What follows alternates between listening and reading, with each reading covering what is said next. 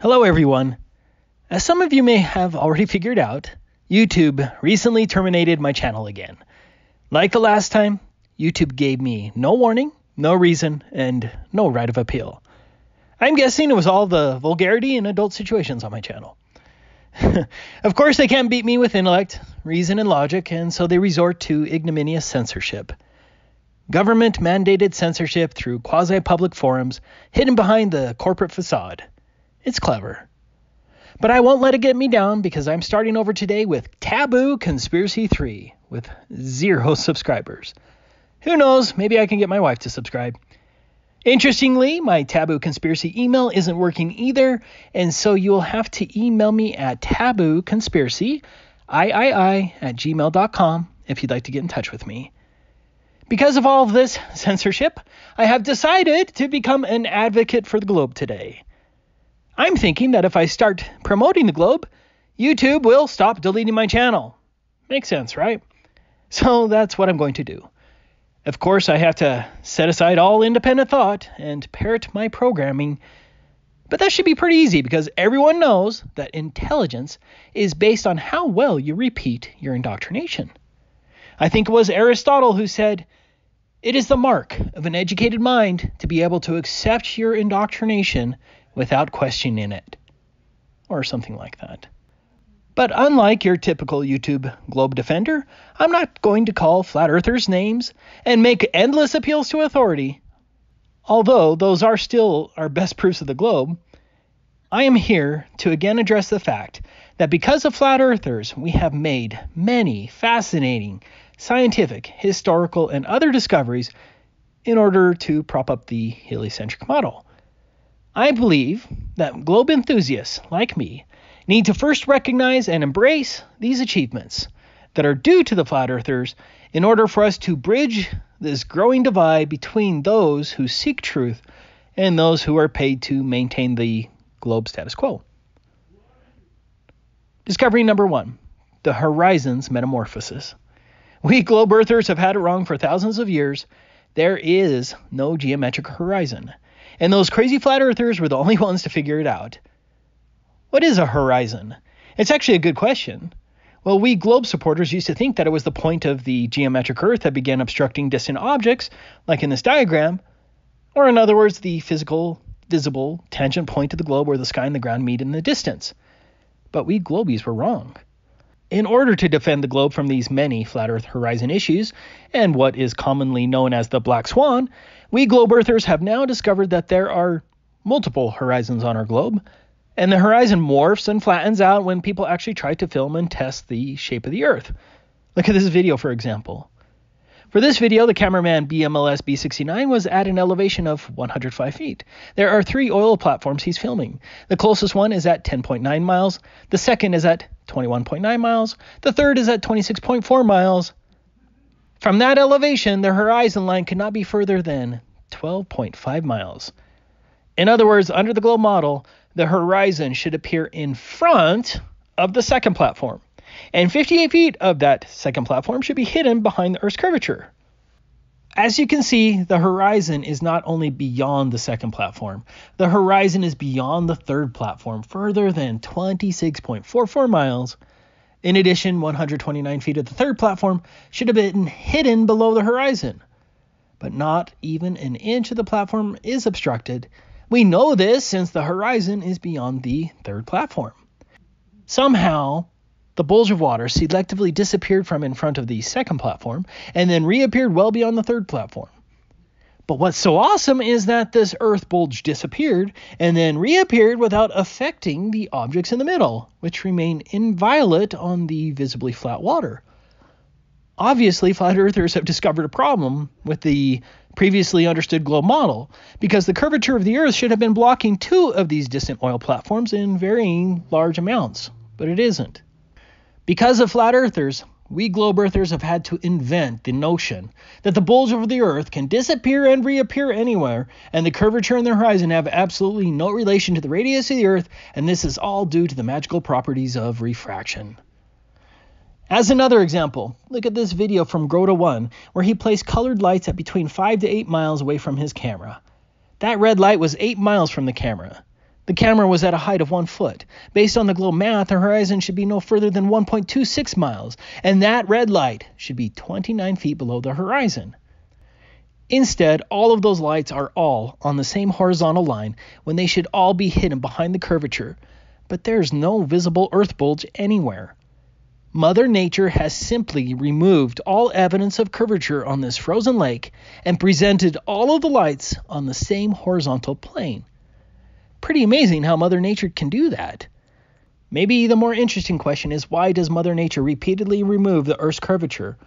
But it's a fact that nature is hell-bent in tricking us and believing a flat Earth, but we globe enthusiasts are way too smart to fall for nature's flat Earth schemes. Which brings us to discovery number 2. We see too far, but that's okay. Before flat Earth, no one ever knew that the Earth curved away at a huge 8 inches per mile squared. No one ever thought about the fact that we can see too far until flat earthers showed up with their high zoom cameras. Now flat earthers have hundreds of videos showing boats, buildings, lasers, mirror flashes, and many other things that should be well hidden behind the Earth's curvature, but they're not. Look at this footage from Sleeping Warrior. He's filming at a lighthouse that was 31.4 miles away from the camera. The focal height of the lighthouse was 213 feet, but under the globe math, 587 feet should have been hidden. The light of the lighthouse should have been 374 feet below that horizon. But there's the light. It's certainly not hidden behind a wall of water. The wall of water must be invisible. Check out this laser test from Level Headed. The laser was 13.7 miles from the camera, and the laser source should have been hidden 107 feet below the horizon. As you can see, the wall of water that should be obstructing the laser has disappeared as the camera seemingly has a direct line of sight with the laser. Wide Awake alone has dozens of observations that are mathematically impossible under the globe. This channel marker is called Cutter Rock, and it was 11 miles away from the camera, and the top of it should have been 26 feet below the horizon, but the horizon seems to be beyond the marker, and so none of Cutter Rock is being hidden behind a curvature. Look at this laser here. It's 16.42 miles away, and yet you can see the source. 130 feet should have been hidden behind the curvature. There are so many tests like this. We, globe earthers, start with the unquestionable presupposition that we live on a globe, but the flat earth evidence seems overwhelming at times. Mother Nature somehow makes these huge mountains of curvature disappear and present a flat earth to us because that's what Mother Nature does. Pretty amazing, right? Look at this huge cruise ship. It should be entirely hidden by the curvature, but there it is. Sometimes we globe earthers get too caught up in defending our sacred globe that we forget the amazing fact that Mother Nature and billions of years of evolution have somehow created an optically flat environment, and it took flat earthers to figure out that mysterious fact. Kudos to flat earth. Discovery number 3. The military has it all wrong. Because flat earthers discover that we see too far, and of course we globe supporters start with our sacrosanct presupposition that the earth is globe, then we know through basic circular logic that these distant boats have to be mirages. However, you can't perceive or detect the mirage in any manner. You're not actually looking at a boat. You're actually looking at a mirage. There's actually a 100-foot globe bulge in front of that boat. And what you're seeing here is a mirage. But no military manual explains the fact that long-distance targets like these are mirages and are actually blocked by giant walls of curvature. Let me make this clear. Even though you can see the boat, there is no direct line of sight. There's an invisible, massive bulge of water blocking this far-distant boat. But look at this closer boat. It's not a mirage. Mirage? Not a mirage. They look very similar, but one is hiding behind a massive but invisible bulge of water. Accordingly, one cannot simply put crosshairs and theoretically shoot the distant boat, or you'll hit the 100-foot tall bulge of curved water that is actually blocking the boat. Think of how many battles were lost with Navy ships shooting bulges of water in front of mirages. Flat earthers have changed military manuals forever because there is no way of determining whether these boats are mirages except by using the globe curvature calculation of 8 inches per mile squared. Of course, you can use a calculator like this one, but every sailor, sniper, and artilleryman must now calculate the amount hidden behind the curvature before shooting. Otherwise, they risk targeting a mirage, which could result in disaster.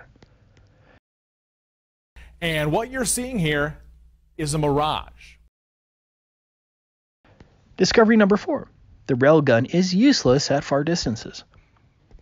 According to this Popular Mechanics article, the railgun has a range of 126 miles. Well, that can't be true. Flat Earthers discovered that all of those billions invested by the Navy on development of railguns was wasted because the curvature of the Earth would block the projectile. For example, at a height of 50 feet at 126 miles, there should be a target hidden height of 9,180 feet.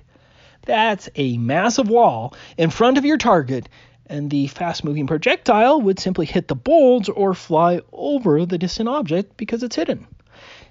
I'm certainly glad that the Flat Earthers put an end to that military boondoggle because those idiot engineers forgot to account for the curvature. Discovery number 5. No acoustic globe shadow. For many years, sonar technicians in navies around the world use sonar sound waves for targeting objects under the water. But these sound waves also create what is called an acoustic shadow that looks like this. These acoustic shadows are well known in the sonar world because submarines can hide in these acoustic shadows to hide from sonar detection.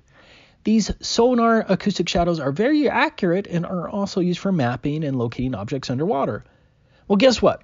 According to a flat Earth sonar expert, which has not been challenged by anyone, the globe does not create an acoustic shadow ever. In some way, the globe avoids all detection from sonar waves. How about that discovery? Mother Nature somehow prevents sonar waves from detecting the Earth's curvature. Likewise, humpback whales can supposedly communicate at a distance over 4,000 miles. Again, the curvature is not a problem for acoustics, as that should be a target hidden height of 1,669 miles. But the globe isn't a problem for them either. Isn't it amazing how evolution made sure that we can't find the curvature in any manner? Discovery number 6. All beams wrap around the curvature. We just talked about sonar, but did you know that people doubted Guglielmo Marconi could send a radio transmission more than 200 miles because of the curvature of the Earth? To his credit, Marconi didn't believe these globe enthusiasts, and he was able to send a radio transmission across the Atlantic Ocean at a distance of 2,135 miles. In other words, according to the globe math, the distant Marconi antenna should have been hidden approximately 527 miles below the horizon. It was because of Marconi's achievement that the ionosphere theory was created to explain how Marconi's radio transmission was able to bounce back to Earth. A similar problem arose during World War II. The German Nickelbein targeting system was used to enable German bombers to bomb targets in England. Essentially, 2 separate towers in Germany would transmit directed VHF radio waves towards England. The German bombers would fly along the first radio pathway and then would drop bombs where the second radio wave crossed the first path. Where the 2 radio waves crossed would be the bombing target location. This bombing system was highly accurate, enough where the Germans could bomb specific buildings. But the problem, even now, is that VHF beams do not supposedly bounce off of the ionosphere. Accordingly, the leading English government scientists said that such a targeting system was impossible due to the curvature of the Earth, and so lives were lost while the matter was continually investigated. It turns out the curvature wasn't a problem whatsoever, even though the German bombers should have been hidden well below the curvature. So far, we globe earthers don't have an answer to the Nickelbein flat Earth mystery, but we'll come up with something. In addition to the fact that laser, sonar, and VHF waves all wrap around the curvature to present a false flat Earth, the LORAN navigational location system also mysteriously wrapped around the curvature. Amazingly, LORAN radio waves could tell boats more than 1,000 miles away exactly where the boat was located. Again, LORAN was highly accurate, over 1,000 miles, even though the boat should have been hundreds of miles below the globe horizon. But for some reason, the geometric bulge was never a problem for LORAN. Isn't it amazing how all beams just wrap around the curvature to present a false flat Earth? Mother Nature is awesome. Thank a flat earther for bringing that to our attention. Discovery number 7. All craters on the moon are perpendicular. Again, until flat Earth came around, I never thought about this, but all craters on the moon are perpendicular, coming in at 90 degrees. At first glance, that seems impossible under the official model because meteors should come in at all angles. Look at the moon's surface. Do you see any craters from a different angle? But it turns out that gravity is very special in that it always creates the same perpendicular crater, even on the Earth. Sure, it doesn't make any sense, but that's why we have gravity. It just fixes everything. It stops those meteors in their tracks and brings them straight down. Yeah. Well, whenever you notice something like that, a wizard did it. Discovery number 8. The tides and the magic of gravity. Speaking of gravity, I never actually knew the official heliocentric story about how the gravity of the moon not only pulls the oceans towards the moon, but then pulls the Earth ground, causing high tides on the opposite side of the Earth. In other words, the Earth strangely bounces and creates high tides on the opposite side away from the moon.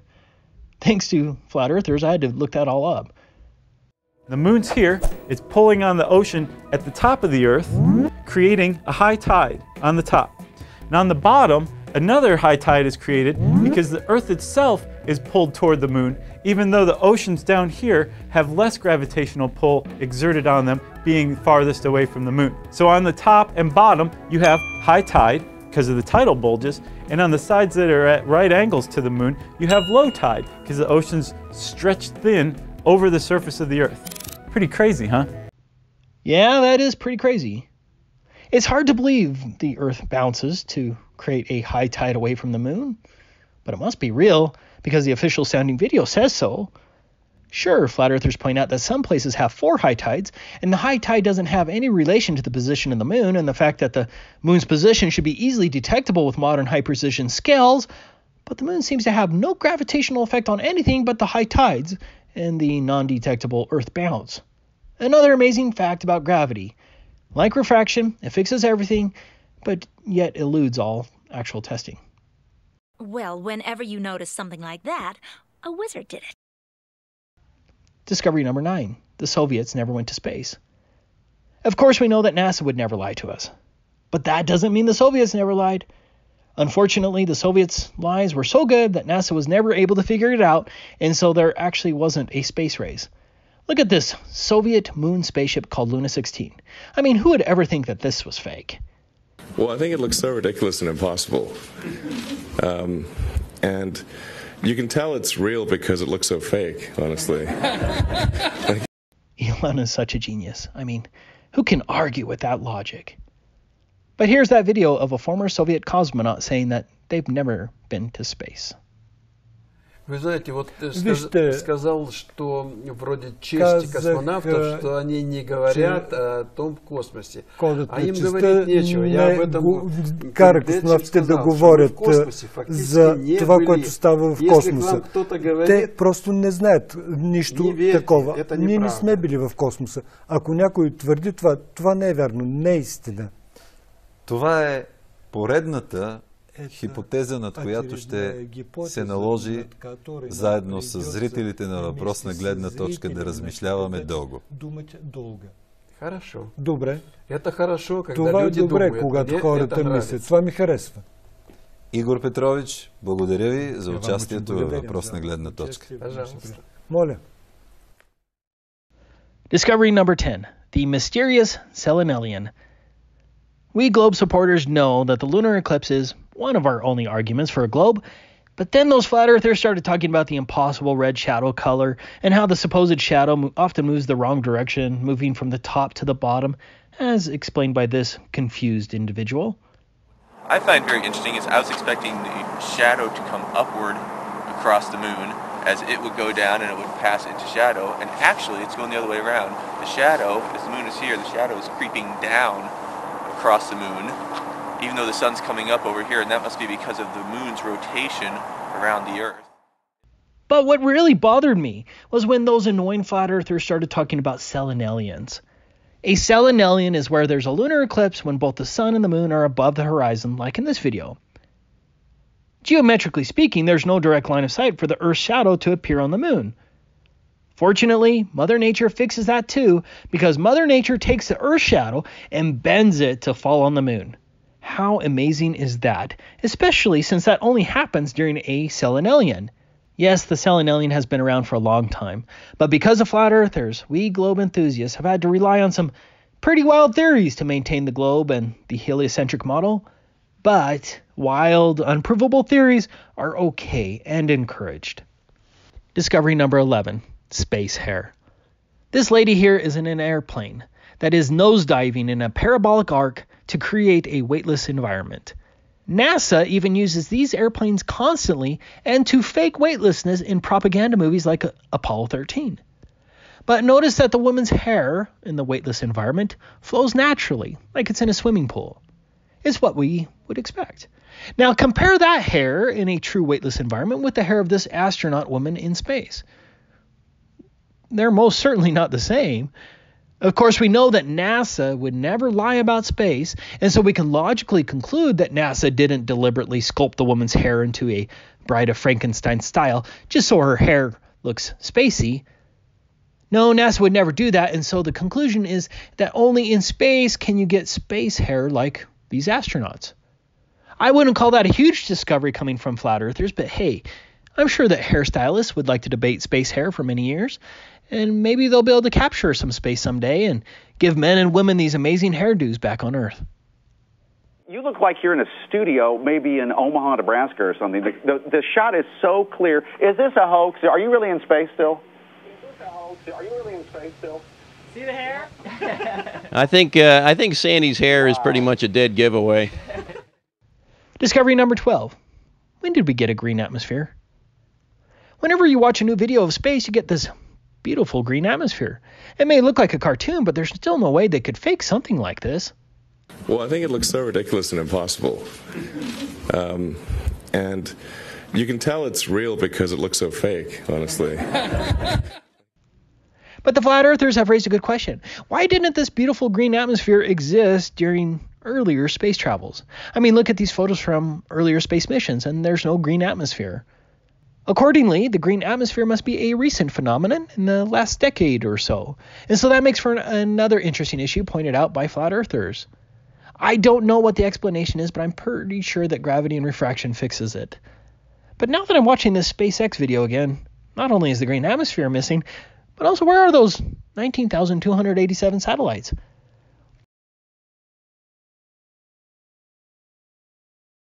I keep looking through the SpaceX video and I don't see any sign of those 19,287 satellites. Aren't they supposed to be lit up like Christmas trees? I wonder how much SpaceX paid to have all of those 19,287 satellites in space relocated to the other side of the Earth. Discovery number 13, the rising horizon. Here's Felix Baumgartner at roughly 10 feet above the ground. Here's Felix at 128,000 feet, and the horizon hasn't dropped one iota. Of course, on a globe, the horizon should not rise up with the observer, but it obviously has. So nature and millions of years of evolution have somehow made it so that the horizon rises up with the observer. Must be some new refraction abilities. In addition, look at that flat horizon. We used to think that you could see the curvature from airplanes, but that's simply not true. Now we globe supporters have to concede that you can't ever see the curvature unless you're in an official space agency, no matter how high you get up. Discovery number 14, selective Coriolis. Felix Baumgartner brings me to one more point. It took Felix 2.5 hours to get up to 128,000 feet. We'd think that the rotation of the Earth at 1,040 miles per hour would somehow have an effect on the balloon. In fact, Felix should have roughly landed 2,000 miles to the west into the Pacific Ocean. Instead, Felix actually landed 44 miles to the east of his launch site. Of course, that doesn't make any sense under the globe model, but it turns out that we have a new phenomenon of nature to explain that away. As it turns out, Felix's balloon actually sped up to keep up with the ground below it, kind of like spokes on a bicycle wheel. And then he fell down right near where he started because Mother Nature somehow planned it that way so that the Earth would only appear motionless. It seems that the Coriolis effect only applies to field goal kickers, like Tyson says here, engine-driven Foucault pendulums, and toilets, but has no effect on anything else such as snipers, helicopter flights, east-west airplane flights, or even high-altitude balloons. In addition, no matter how much the Earth changes in varying motions, some extraordinary force makes it so that we can never feel or measure anything, even though the changes in movements should be perceptible and measurable. These are all new physics that have been discovered due to the flat Earth revolution. Discovery number 15, the wide-angle lens curvature. Of course, wide-angle fisheye lenses on cameras have been used for decades, but it took flat earthers to point out the fact that for some reason, wide-angle lenses and curved windows are used to fake the curvature all of the time. Isn't it strange that all of these publications are using the obvious fisheye lens as proof of curvature? It took flat earthers to point out that Globe's reporters were using this trickery when it's not entirely honest. But I guess I do understand the Globe position, because if you start from the infallible Globe presupposition, you can change the facts a little to maintain the original sacred premise. Sure, it's phony, but it's called artistic license. So maybe I should take this one off of the list. Discovery number 16. No testing necessary for space travel. Look at this lunar lander. I know it looks ridiculous, but it's truly a marvelous spaceship that could drop from lunar orbit at 4,000 miles per hour and land on very rough, uniform-colored, rock and crater-infested terrain under poor light and viewing conditions. Then after 3 days of playing in the dust, even with a dune buggy that was somehow included in the trunk on later flights, the top part of this craft separated and blasted back into space to again rendezvous with the command module in orbit days later that was actually traveling at a mere 4,000 miles per hour. We know this Apollo 11 footage is real because NASA is included within our infallible presuppositions. But what's so amazing is the fact that the lunar lander was never actually flown on Earth. Ever. Not even once. It took moon landing deniers to point that out. No necessity to practice these crazy maneuvers of falling at 4,000 miles per hour and redocking at 4,000 miles per hour. You just need to fly a completely different aircraft, a few hundred feet above a flat air base, during the day, and you're good. And still, 3 of these 5 alleged training vehicles crashed. But that wasn't a problem for NASA, because NASA and their astronauts are so smart that they don't actually have to test their vehicles that were going to be used in space in extreme circumstances. Here's more evidence of that. This is a time-lapse of a Boeing aircraft being assembled. But do you know that there's not a single video or photograph of the ISS being assembled here on Earth? There was absolutely no testing of the ISS, fully assembled in a warehouse where teams of engineers could test everything, especially these unknown seals and valves that can last 20 years in an extreme environment. Normally that would raise some eyebrows, but it's okay because astronauts are really smart and can just plug holes with their thumbs. That's some good old NASA ingenuity there. So, all of you engineers out there, you don't actually need to test your advanced aircraft as long as they go to space, as proven by NASA again and again. And if you ever spring a leak in a spaceship, you can always use your fingers to plug up any holes because the unbelievably powerful vacuum of space isn't really that dangerous after all. Discovery number 17.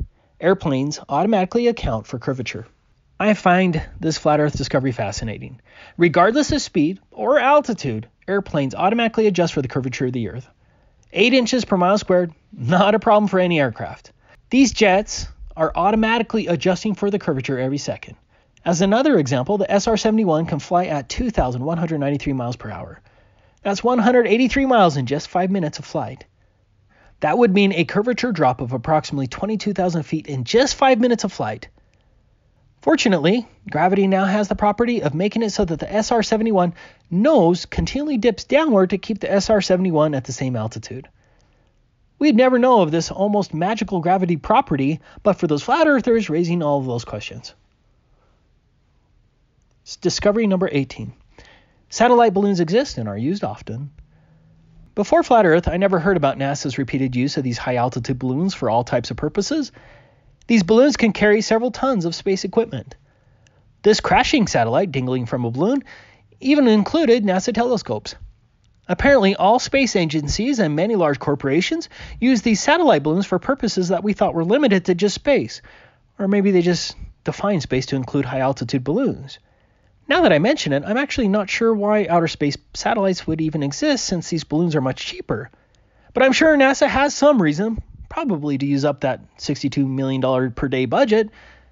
Regardless, we know that we cannot doubt the existence of the 19,287 satellites in space, But thanks to Flat Earth, now I can cheer every time NASA launches a new space balloon. Discovery number 19. Satellite wires. Some satellites like this one, launched by the Challenger space shuttle, hang by wires. And that just must be necessary for space travel. Some globe supporters have claimed that the wire is an antenna, but that's not correct because look at these NASA pictures of a similar satellite and it doesn't have an antenna. No, that must be a wire, but wires may be necessary to hold these satellites up in space. Another amazing discovery due to flat earthers asking questions. Discovery number 20, the scuba diver astronaut. We've all seen these videos what looks like bubbles from astronauts in space seeming to indicate that spacewalks are filmed in giant swimming pools. But of course we presuppose that our NASA priesthood never lies, and so those astronauts must be in space. But look at this reflection. It sure looks like a camera operator wearing scuba gear. But that can't be right. It must be some top secret advanced black astronaut outfit that just happens to look like scuba gear. Or maybe there is water in space and that's why this astronaut almost drowned. Discovery number 21. No pictures of the Earth from space. Before Flat Earth, I thought there were thousands of actual pictures of the Earth being taken from space all of the time. But it turns out, according to NASA, that there were no pictures of the Earth from space from 1972 through 2015. That's like 42 years without a photograph of the Earth from space. NASA says so in this article right here. Fortunately, during that time, NASA was able to create real-looking fake images of the Earth from space. Like this 2002 blue marble image of the Earth. This was created by this guy, Robert Simon, by wrapping a flat map around a ball. According to Robert Simon from NASA, then we wrapped the flat map around a ball. My part was integrating the surface, clouds, and oceans to match people's expectations of how Earth looks from space. That ball became the famous blue marble. Who knew that flat maps can be wrapped around a ball, but that really seems deceptive. And that phony picture is hanging in classrooms everywhere. But it's okay that NASA faked it because it's more important that people see images of the Earth that were created to match your expectations of what the Earth looks like from space. It also shows us another great quality of NASA. They're really good at faking stuff. It is photoshopped, but it's has to be. But I would add that Robert Simon did forget that green atmosphere. I also find this interesting that there were no photographs of the entire Earth from space from 1972 until 2015, and the first photograph of the Earth, after 42 years, which you're seeing right now, just happens to spell the word sex in the clouds. I just think that's a really cool coincidence. Discovery number 22, the professionals. Professionals who I would have thought would account for the curvature of the Earth actually never do. Airline pilots, military professionals, radar operators, gunners, missile operators, engineers, commercial surveyors, and many more all state that there is no accounting for the curvature or the Earth's rotation, and that's pretty amazing. It must be that the Earth flattens out for all the professionals as well. That's a pretty neat discovery due to flat earthers. Discovery number 23. The inverse square law of light does not apply to space. The inverse square law of light is simply not applicable to anything in space.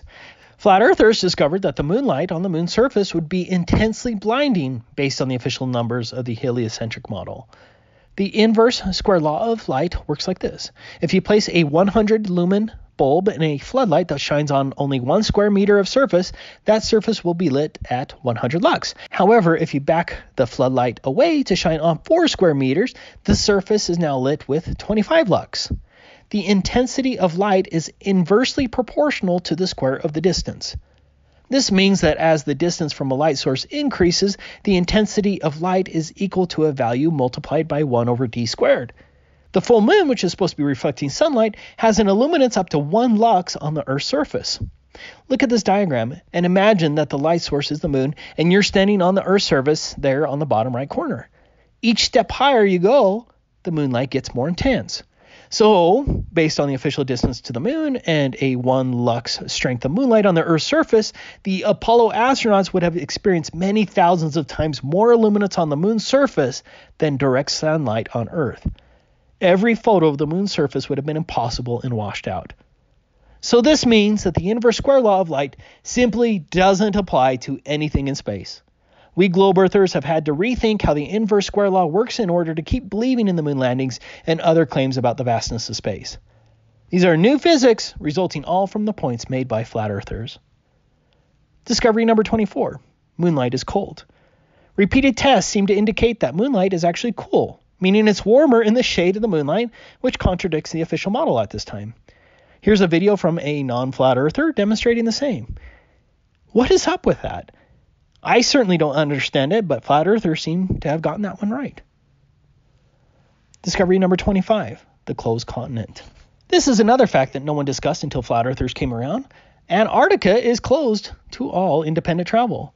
The Antarctic Treaty, its handbook, and its enforcement protocols, which have remained inviolate for 60 years and includes signatories like the US, North Korea, China, and the former Soviet Union, essentially ban any reasonable attempt to explore below the 60th south parallel under the guise of protecting the environment. The amount of red tape and other shocking restrictions that you would have to jump through to independently visit Antarctica is impracticable, and they know it, and the borders of Antarctica are patrolled by all signatory nations. Of course, there are token visits along the ice shelf, and there are a few destination spots that you're not allowed to venture from, but that entire section of the world is literally off limits to independent travel. This doesn't happen unless they're hiding something big from us. I find it fascinating that the entire world would cooperate over 60 years in keeping people out of Antarctica. Since the Earth isn't flat, the only reasonable explanation I can think of is that there must be an alien base in Antarctica, and that's why all of the governments are keeping us away. Discovery number 26. No north-south circumnavigation. Except for a few dubious claims, there is absolutely no north-south circumnavigation around the globe. That's a bit weird, don't you think? East-west circumnavigation is very possible on the flat Earth, but what isn't possible on the flat Earth is north-south circumnavigation. I didn't hear any of my globe-loving friends discuss this fact before flat Earthers figured it out. I don't know why airplanes avoid the shortest route by not flying over Antarctica, but I'm guessing it must be because of the aliens in Antarctica. We just can't have planes flying over alien bases, and that's why there is no north-south circumnavigation of the globe. Discovery number 27, no GPS in Antarctica. Coincidentally, as pointed out by Flat Earth Banjo USA, Japan, and Brazil, GPS does not work in Antarctica, even though that area under the globe should be equally covered by those 24 GPS space satellites. Of course, it makes perfect sense under the Flat Earth model, especially if balloons are involved. But I'm guessing alien technology must prevent GPS from working in Antarctica. Again, fascinating findings that stem from the Flat Earth community. Discovery number 28, same-size sun and moon. This is footage from the recent solar eclipse in North America. It isn't really a Flat Earth discovery, but the Flat Earthers got us thinking about it. Notice that the sun and moon appeared to be the same size during an eclipse? How's that possible? I know, it's just an astronomical coincidence. Sure, there's probably 1 in a Googleplex chance of this, but we're just that lucky. Especially when you add in the 1 in a Googleplex chance that we even exist on the world to appreciate it. See, it's all just coincidence, explained away by the massive size of the universe. But I'm grateful to the Flat Earthers to point out the fact that we're one of the lucky, but statistically impossible ones, to have a same-sized moon and sun in order to have this awesome view. Discovery number 29, the small moon shadow. Because of NASA, which would never lie, we know that the moon is supposed to have a diameter of 2,159 miles. But the shadow of the moon is only 70 miles across on the Earth's surface during a solar eclipse. Look at this image from a high-altitude balloon. The size of the moon shadow is small. It must be that the moon's shadow inexplicably shrinks to just 70 miles during a solar eclipse. Of course, that doesn't happen anywhere else, but space things are controlled by different physics that normally don't happen here on Earth. I don't think the Flat Earthers will ever understand that. Discovery number 30, mechanical gyroscopes automatically adjust for the curvature. Super precision mechanical gyroscopes are supposed to retain rigidity in space, except somehow these same gyroscopes automatically adjust for both their curvature and axial rotation despite how many experiments are performed. In other words, you can take a mechanical gyroscope on board a jet, and the gyroscope will not exhibit drift for the curvature or axial rotation. These are new physics brought to our attention by Flat Earthers. Discovery number 31. The surface of the moon looks like a movie backdrop. The moon includes a strange vertical wall that looks strangely similar to a movie backdrop. Here, the backdrop appears to move and sway as the astronaut hops in front of it. The moon must have strange properties to look like a movie backdrop. Here, the astronauts look like they're dangling from wires, but that must be some strange moon flashes. Discovery number 32. Flames are invisible in space. Here's another one from the moon landings. Look at the ascension stage of the lunar lander blast off from the moon.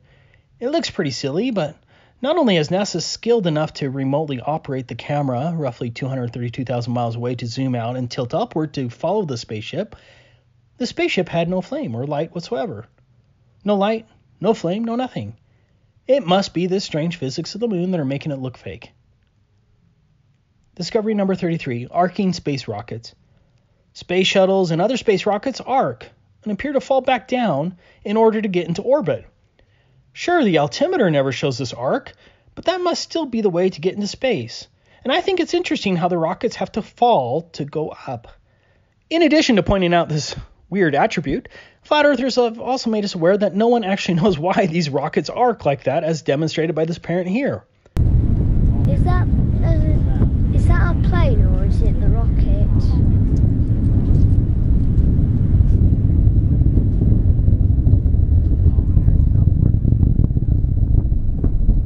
Was that the rocket lifting off? Yep, that's it.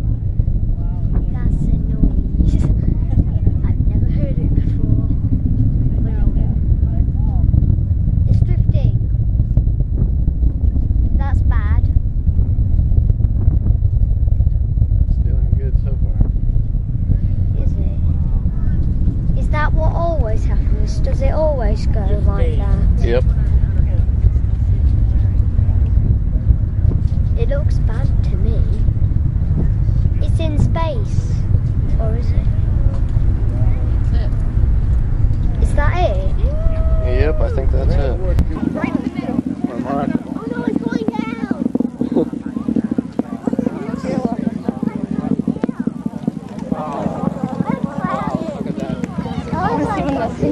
Well, Mark.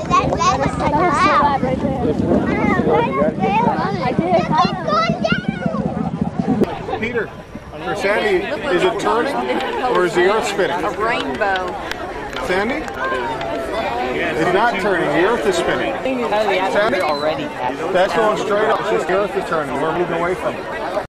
This just makes me laugh because those kids are so dumb that they don't understand that the rocket only looks like it's falling because the Earth is turning. I don't understand why these space rockets look like they're falling back into the ocean, but we do know that they're in space because look at this actual NASA video of a satellite. And those dumb flat earthers say there are no actual photographs and videos of satellites in space. Boy, they're wrong. Well, I think it looks so ridiculous and impossible. And you can tell it's real because it looks so fake, honestly. Discovery number 34. Columbus didn't get the memo. For some reason, there were no globes since 1492, even though everyone supposedly knew it was a globe for thousands of years. That is to say, ever since the time of the semi-fictional character known as Eratosthenes, who measured the size of the globe Earth based on hearsay claims of shadows in a well hundreds of miles away. Interestingly, no one thought it worthwhile to actually create a globe for thousands of years showing all the hidden areas of the globe with the circumference that Eratosthenes supposedly measured.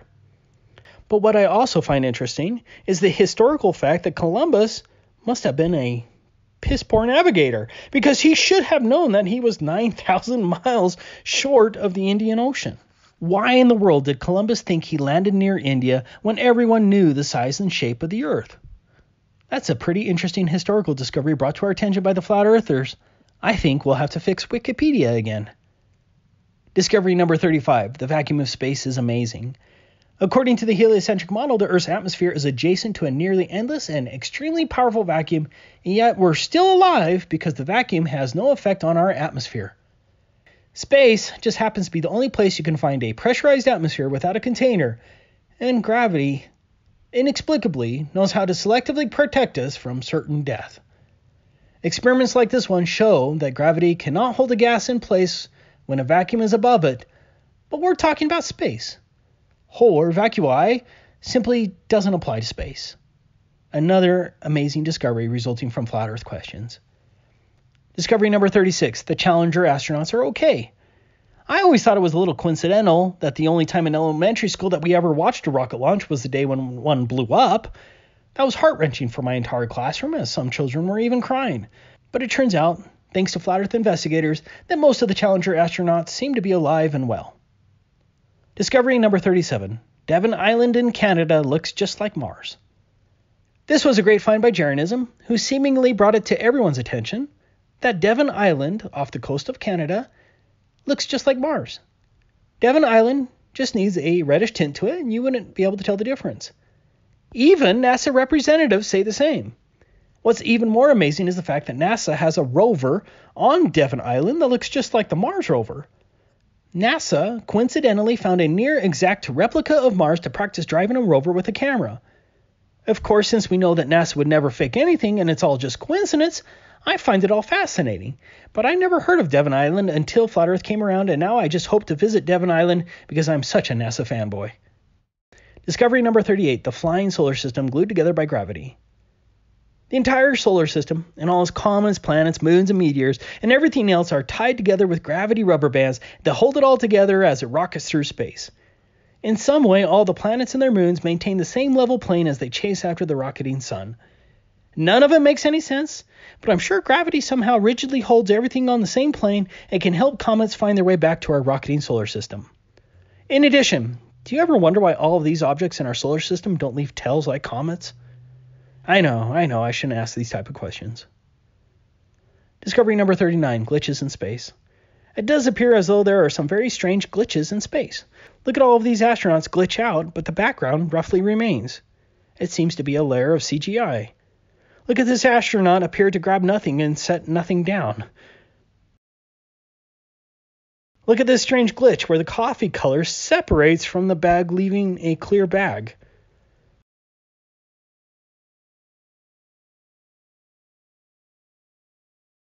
Look at this lemon appear through the hand of the astronaut. Of course, the flat earthers use this as evidence that they're faking space, but since we know that NASA never fakes space, since our unquestioning faith tells us so, these must all be proofs that space causes strange glitches in the camera that only appear as though they're faking space. Another amazing discovery resulting from flat earthers and their questions. Well, whenever you notice something like that, a wizard did it. Discovery number 40. The ISS model. When you watch this video, supposedly shot from a Soyuz spaceship, the ISS really does appear to look like a silly model.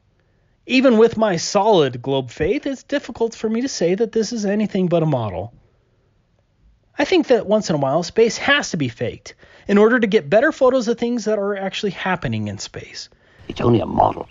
So, they used a model ISS as the real ISS. That's okay. Fakery is good, so long as it increases everyone's faith in the globe and our heliocentric religion. Flat earthers need to realize that faking space does not mean that space is fake. It only means that sometimes space agencies use trickery to help us see space better. You just need to learn these techniques of doublethink. I think I have presented a compelling case that nature is hell-bent on tricking us that we live on a flat earth. Why is that? I don't know. But we must thank the flat earthers for bringing this puzzling fact to the forefront. For example, the Earth's curvature cannot be detected because the globe bulge strangely disappears and reappears to present a false flat Earth. You can't see the curvature from 128,000 feet up, and the horizon impossibly rises with the observer. Lasers, radar, sonar, radio waves, VHF waves, nothing will evince the curvature of the Earth, as all beams ignore curvature. Airplanes and gyroscopes automatically adjust for the curvature to present a false flat Earth. Professionals, including commercial surveyors and military personnel, never account for the curvature or the Earth's rotation in any manner, even though you think they would. The very motions of the Earth cannot be detected, measured, or felt because nature inexplicably prevents that from happening except with respect to field goals and Foucault pendulums. The vacuum of space should remove the Earth's atmosphere in a heartbeat, but nature prevents that too through the mysterious and selective force of gravity. Nature's flat Earth schemes are absolutely amazing. Of course, we need to still call flat earthers names and censor them on all media platforms like YouTube because we can't let anyone challenge our circular logic and the presupposition that we live on a ball, twirling and vortexing through the vacuum of space. But we globe apologists should be secretly thanking flat earthers behind closed doors for forcing us to invent implausible physics and explanations to fight the flat earth. Now, that should keep YouTube from deleting my channel again. Thank you for watching.